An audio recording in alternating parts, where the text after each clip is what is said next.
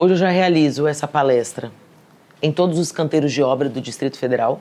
Além de advogada, eu sou arquiteta, então conheço obra, sou aquela que sabe fazer as coisas, enfim, eu sou uma verdadeira mestre de obras. Nem parece, né? Toda maquiadinha, toda arrumadinha, toda dondoquinha e achando que eu faço. Você vê que a aparência engana. Eu sou realmente uma pessoa que põe a mão na massa e faço as coisas acontecerem. E quando eu tive a oportunidade de implementar esse projeto, a gente já atendeu mais de 2.000 colaboradores da construção civil. Porque em algum momento, quando eu era arquiteta, em obra, eu já subi obra, eu já subi em escadas de emergência porque o elevador ainda não estava funcionando. Muitas vezes a energia não estava ligada, a gente tinha que subir no escuro, o engenheiro estava em outro canto da obra, eu tinha que subir sozinha. E isso dá insegurança, dá medo. Que a gente não sabe o que pode acontecer. Eu vou falar, quando eu era criança, eu fui criada com meu pai. Estou falando aqui agora com vocês que trabalham no transporte urbano, eu fui criada com meu pai, sem mãe. Fui criada com meu pai, desde os 5 anos de idade. E quando a gente é criado com o pai, acaba que a gente tem algumas autonomias. Ele trabalhava o dia todo, então eu tinha que me virar. Então, além de tudo, eu sou dona de casa. Aprendi tudo, cozinhar, dirigir, eu era o menino da casa. Aprendi a dirigir com 12, 13 anos e meu pai botava lá para eu lavar o carro dia de sábado e eu dava uma voltinha na quadra, com 13 anos. Ninguém pode, não filme isso, hein? Pelo amor de Deus. Mas, eu, desde pequena, eu pegava ônibus sozinha. Na verdade, eu com 6 anos, a minha irmã tinha 5, eu tinha 6. Meu pai saía de casa às 6h20 da manhã, a escola abria às 7h30. Eu tinha que ir para a porta da escola às 6h40 da manhã e ficar em pé até 7h30, com 6 anos de idade, e a minha irmã com 5, porque meu pai tinha que trabalhar e a escola não abria, e a gente ficava sozinha. Então, é só para dizer que experiências todo mundo tem. E com isso, quando eu cresci um pouco mais, 10 anos, 11 anos, eu já pegava ônibus sozinha e rodava a cidade. Eu sou do Espírito Santo, eu morava em Vila Velha, não sei se alguém conhece o Espírito Santo, mas tem uma ponte que atravessa e a gente vai para o outro lado da cidade. E a gente ia sozinha. E muitas vezes eu já me sentia insegura dentro do transporte. Eu lembro que a gente botava a mão assim para segurar, aí começava o homem vir, encostava a mão assim e ficava fazendo carinho na nossa mão. A gente olhava e ele... como se a gente tivesse louca. Aí eu ficava assim, não pode. Será? Aí eu parava de olhar e ele... no meu dedo. Isso é o mais básico. E eu falo para vocês, eu fiquei constrangida e com vergonha, porque eu olhava para a pessoa, ela fingia que eu não estava fazendo nada, e eu falava, com 10, 11 anos, eu falei, o que eu vou falar? Mal eu conseguia segurar naquele negócio, tinha que ficar assim, ó, parecendo uma troncha, porque não alcançava. E o cara fazendo isso, eu falava, bom, se eu gritar aqui, ele tá lá, um cara pai de família, todo sério, e a menina de 10, 11 anos, quem vai me ouvir? E com isso, quantas vezes já não passei isso? Quando eu tive a oportunidade de vir falar com vocês, que além das obras, eu também falo sobre a violência com as pessoas que fazem a nossa limpeza urbana. Ambientes que são predominantemente masculinos e que precisam de uma fala, não de uma esposa. Hoje eu sou uma esposa também, sou casada há 26 anos, tenho um filho de 25, um filho de 18, mas antes de ser esposa, eu sou filha. E falei para vocês em 2 segundos aqui de fala as vulnerabilidades que eu passei sendo filha.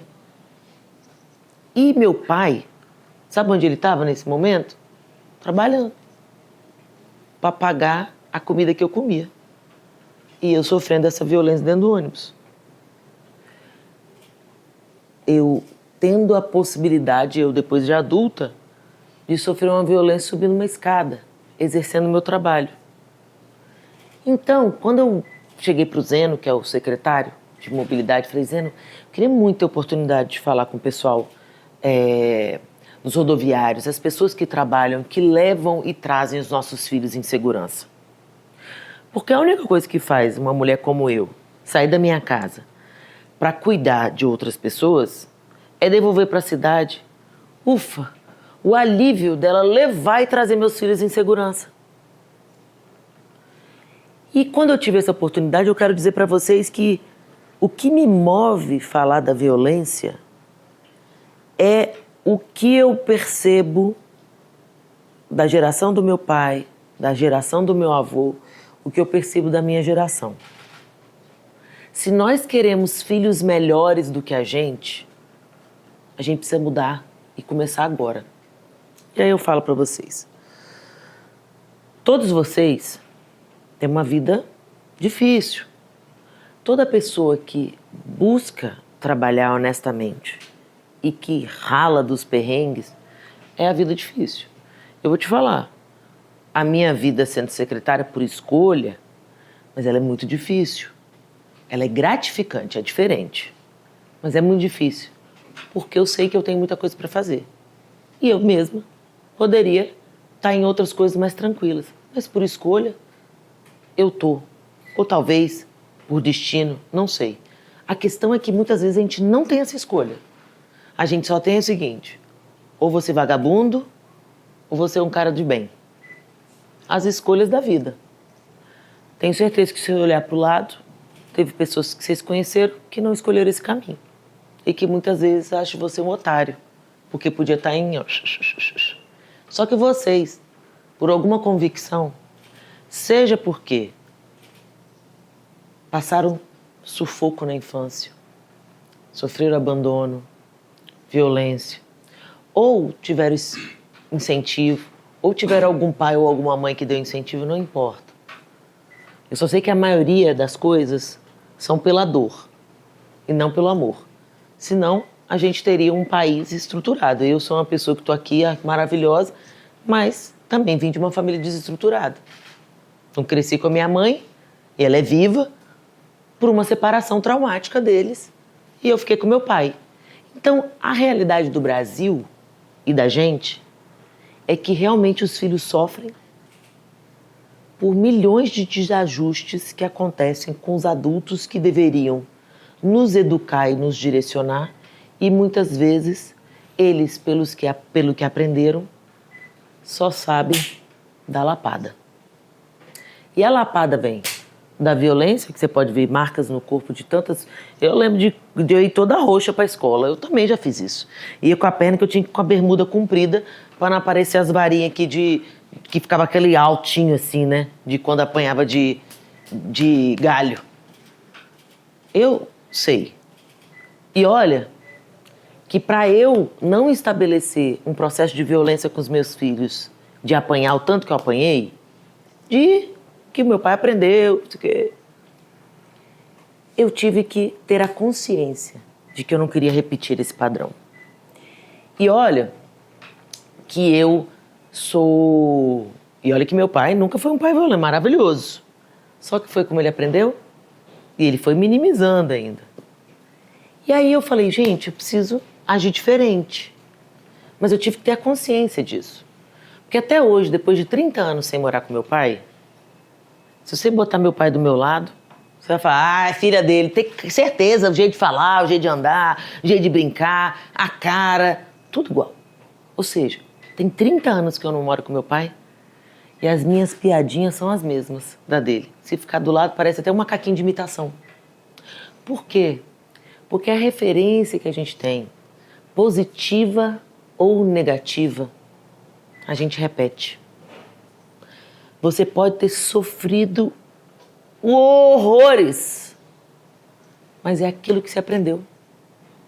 Você não sabe fazer diferente. Eu vou te falar.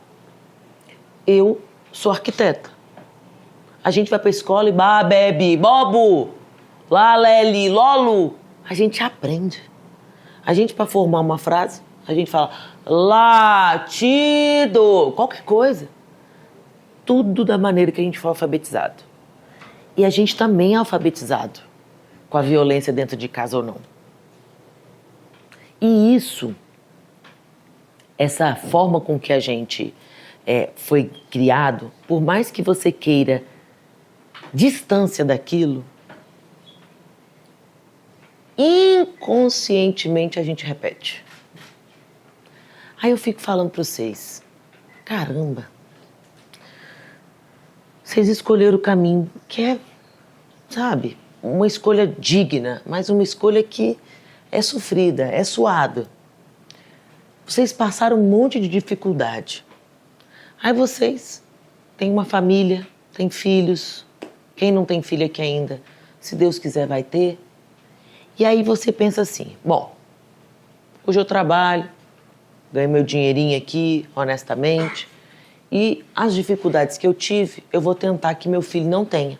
Então o menino vai ter a chuteirinha, não vai ser aquele que vai ter que jogar com o pé todo machucado de tanto jogar bola, porque não tinha um tênis. Meu pai era que andava com calça remendada, ele tinha um lugar que ele ia pra escola, vou contar pra vocês. Meu pai todo dia era o mais velho dos irmãos, ele chegava numa rua e falava, putz, eu vou ter que brigar hoje. Puta merda. Porque tinha uns maladinhos, caras Zé Mané, que ficava na esquina assim, só zoando eles, porque eles estavam com calça remendada. E meu pai todo dia tinha que passar por aquela rua pra ir pra escola. Aí todo dia ele sabia que ele tinha que entrar na porrada, pra ele conseguir passar pra ir pra escola. Porque eles vinham implicar com os meus tios mais novos, porque as calças eram tudo remendado, porque não tinha dinheiro. Então, o sufoco a gente pensa que foi lá longe, mas até hoje a gente tem dificuldades que a gente vive e que a gente quer poupar os nossos filhos. Porque isso em algum momento trouxe traumas, trouxe prejuízo para a nossa vida desde a infância até a vida adulta. Todo o reflexo que a gente é da vida adulta começou na infância. Tudo. Coisa boa e coisa ruim. Você pode ter certeza que todas as escolhas adultas vêm de alguma coisa que aconteceu na infância. Por quê? Porque é o nosso momento de formação, é onde a gente está entendendo o mundo e vem uns negócios que a gente se revolta e, enfim. E aí a gente pensa na nossa fase adulta de ter filho. Aí a gente tem filho. O que a gente quer dos filhos? Que eles não passem pelas mesmas dificuldades que a gente. Mas o que eu quero dizer para vocês, que vocês darem a chuteira, ou vocês terem a menina, que hoje pode ter uma sapatilhazinha de balé, porque é uma menininha, pô, minha filha, toda orgulhosa, o pai adora menina. Meu pai é um xodó com as filhas dele.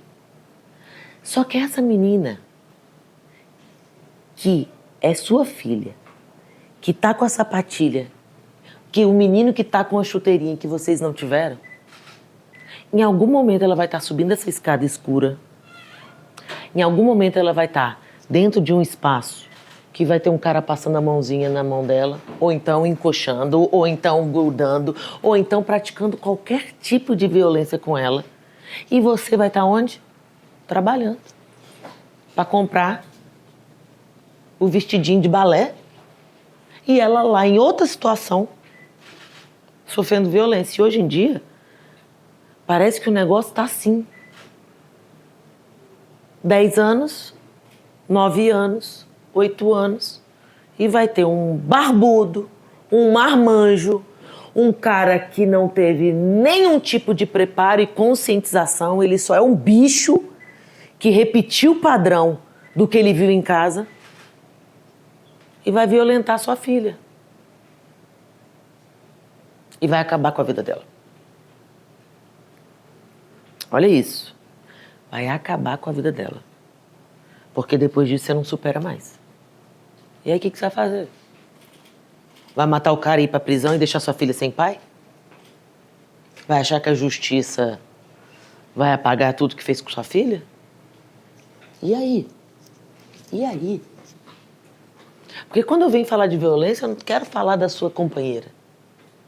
Porque da sua companheira, vocês ouvem todos os dias essas conscientizações. Todo dia tem coisa falando de violência doméstica. Sua mulher, não faça, peça ajuda, lá, o Bruno fala, põe letreiro, e põe não sei o quê, e mulher não é objeto, um monte de coisa. Mas a violência não começa na sua companheira. Ela começa na sua filha e no seu filho. Aquele que você se rasga para justificar a vida honesta que você tem. Porque a única coisa que a gente quer é ter nossos filhos em paz, chegar no final de semana, poder assistir nosso futebolzinho, tomar nossa cervejinha com beleza, ir na igreja, viver. Aí essa sua filha vai ser violentada sexualmente. Porque realmente o outro é um bicho que acha que pode tudo. Porque o pai foi muito agressivo, porque aprendeu que o pai, ou seja o que for, a figura paterna que exerceu uma liderança, ou era um bandido, ou era um cara extremamente ignorante, ou era um cara extremamente violento que fez com que a pessoa perdesse a estribeira, e ele simplesmente olhou para sua filha e falou: quem manda nesse negócio aqui sou eu.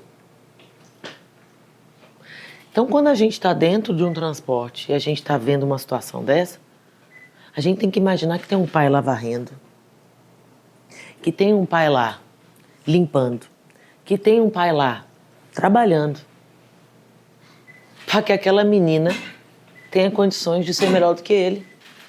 Então a gente tem responsabilidade nisso. Porque a única coisa que você quer é que esse mesmo cara que está lá limpando, um dia que ele olhar sua filha passando algum tipo de violência, que ele não deixe, por ser também pai. E aí, ninguém quer se meter. Não é na minha casa, não é comigo, é com você. Porque a única coisa que faz você bater e falar: pô, meu irmão, tamo junto, é saber, não é tamo junto na cachaça, não. É tamo junto que você cuida da minha filha, eu cuido da sua. Você cuida do seu filho, eu cuido do seu. Porque senão, fica todo mundo desesperado, pegando o celular: cadê meus filhos? A mãe já faz isso. Quando se tem a mãe. Quando se tem a figura da mãe, a mãe faz isso. Mas eu tô falando que a maioria dos casos existe essa mãe. Pode ser que não tenha. Um monte de situação. Alguém tem que fazer. Então, o que você tem que olhar pro seu parceiro e falar assim: meu irmão, se você pegar um dia uma situação como essa, cara, ajuda, bicho. Porque é a filha de alguém. E essa filha de alguém um dia podia ser a minha. E se eu não fizer nada, esse cara vai ficar revoltado e daqui a pouco a gente veio te falar pra cuidar dessas mulheres e tá falando: quer saber? Salve-se quem puder. E deixa todo mundo estourar porque não é comigo. E aí, você vai estar trabalhando para sua filha em algum momento, tá cada vez mais vulnerável para ter. E vou te falar, não é só no transporte, não, andando na rua. Quantos casos você já vê? Menina que não tem nem corpo, 8, 7 anos, andando para ir para a escola, passa um cara, põe no carro. Qual foi a última que a gente ficou sabendo? Do distribuidor de bebida que botou a menina num buraco de 3 metros. E ela ficou lá. Tirava, abusava da menina e botava lá. 8 anos. A poucos metros de casa.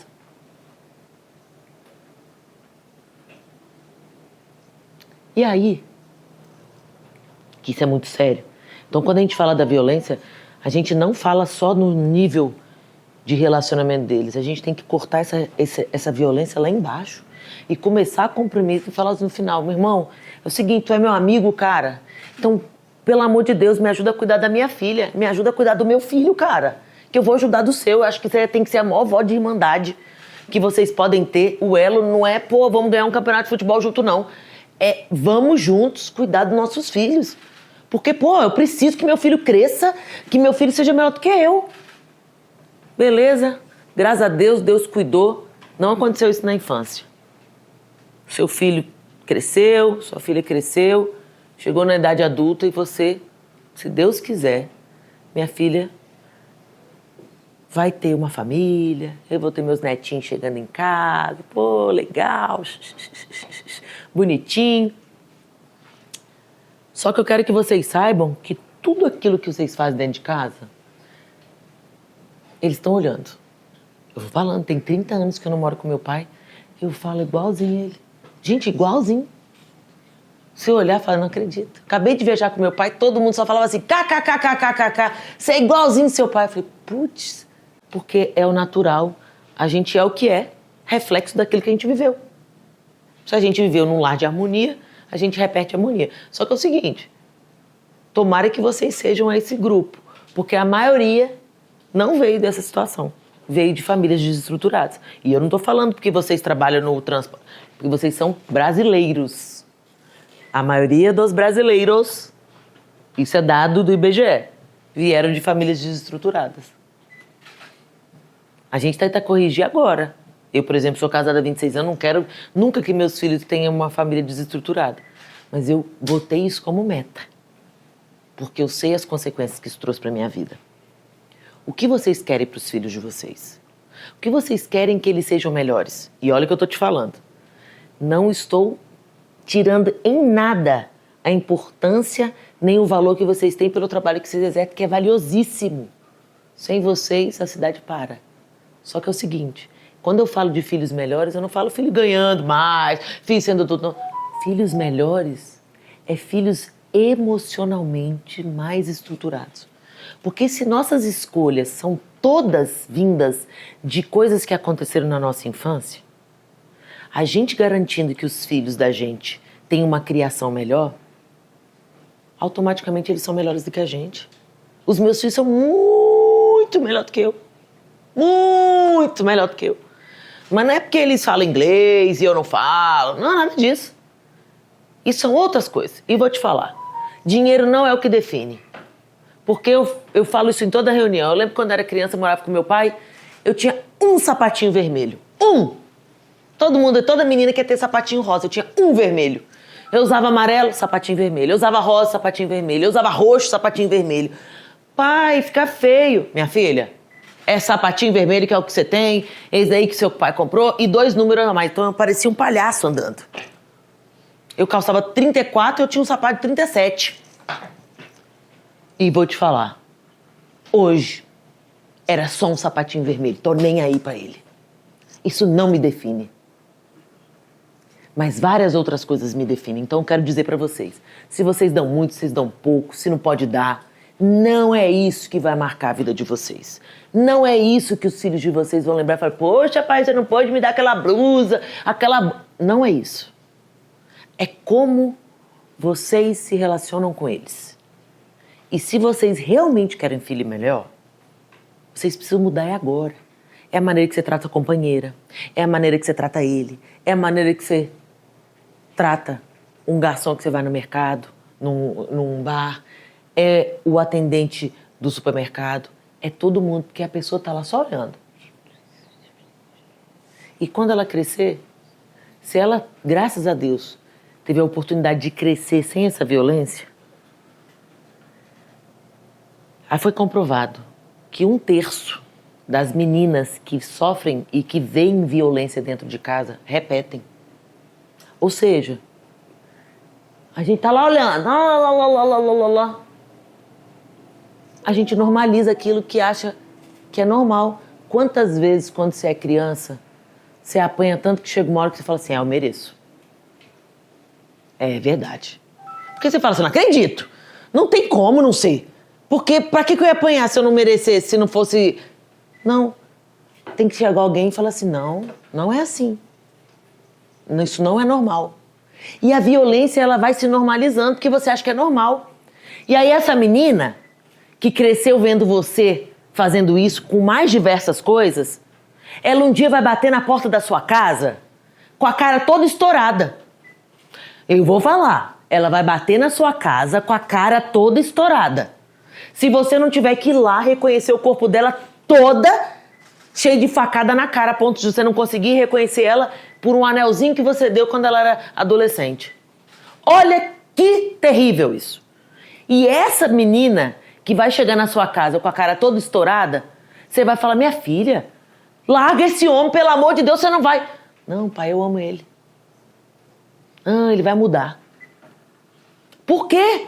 Como que você, depois de 30 anos, sendo violento e tendo características dentro de casa que fez com que ela normalizasse aquilo, porque pode ser um tapa depois um beijo, o que ela pensa? Depois de um tapa vem um beijo.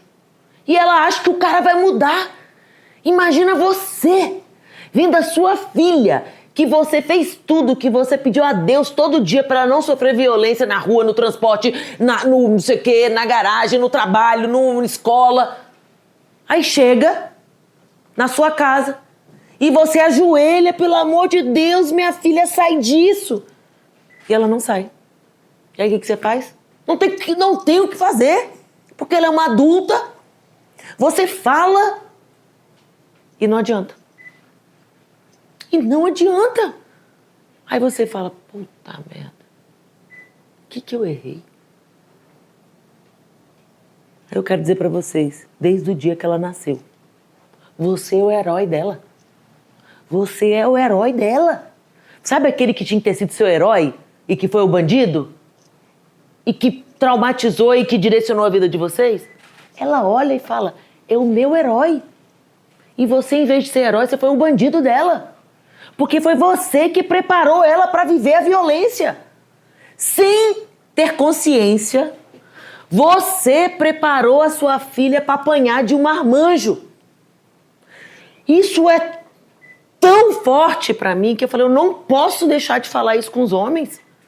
Porque a gente não tem essa consciência. A gente não consegue nem alcançar isso antes de alguém falar. Porque a gente sempre acha que é fator externo. O fator externo agrava. Rede social, essa vagabundagem, esse monte de coisa que está acontecendo na vida hoje, é de se lascar, é de se desesperar. Mas quem tá de manhã, de tarde, de noite, final de semana, loló, é você, pai. É você que perpetua na cabeça da sua filha de que violência é prova de amor.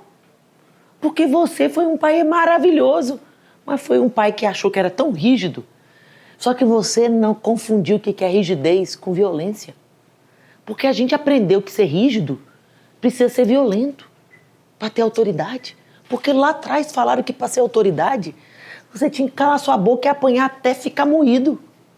Ou que você tinha que ser um nada para você exercer autoridade.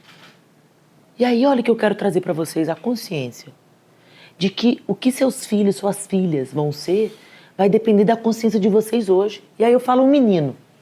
O menino tá dentro de casa, olhando o pai. Pô, tem que ser igual, um amigo da bola, pô, o pai joga da bola, meu amigo final de semana, meu filho, beleza. E ele só tá vendo o pai como ele trata a mulher, como ele trata ele, tudo. E ele só olhando. Meu pai é meu exemplo. Bom, garotão que eu queria ter, beleza, valor. Esse cara, ele pode ser um cara que vai descer a porrada na filha de alguém. Por quê? Não, meu filho, mas você nunca me viu batendo em uma mulher. Mas você não quer dizer que ele vai ter a mesma intensidade ou o mesmo discernimento que você. Ele só vai pegar você e falar, pô, meu pai é o machão, porra, meu pai é o que manda e ninguém, pai dizer que mulher com ele não tem vez. E ele vai lá e bate numa mulher, mata uma mulher, espanca uma mulher, estupro, violenta uma mulher, seja o que for. Você fala, não, mas eu não ensinei isso pro meu filho. Não se mede intensidade. O que você tem que saber é o seguinte, se você tem um ambiente que você trabalha e normaliza a violência, cada um recebe com aquela intensidade que quiser, porque são seres humanos. São seres humanos. Mas eu quero saber que vocês também têm responsabilidade disso. E aí seu filho, em vez de ser melhor do que você, vai ser você cuidando dele preso. Porque hoje, cada dia que passa, a violência é mais punida. E você fala, onde eu errei?